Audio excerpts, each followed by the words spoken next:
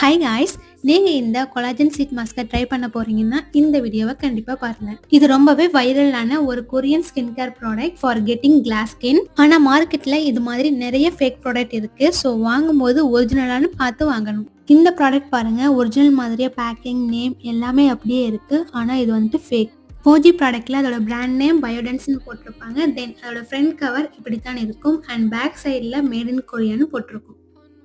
தென் இந்த sheet mask normal sheet mask மாதிரி இல்லாமல் ஒரு ஜெல்லி மாதிரி இருக்குது. ஸோ ஃபேஸில் வந்துட்டு நம்ம ப்ளேஸ் பண்ணும்போது ஃபர்ஸ்ட் டைமே கரெக்டாக ப்ளேஸ் பண்ணிக்கணும். இல்லைன்னா அது ஸ்கின்ல ஒட்டிட்டு எடுக்கும்போது ஈஸியாக வந்துட்டு வரதில்லை.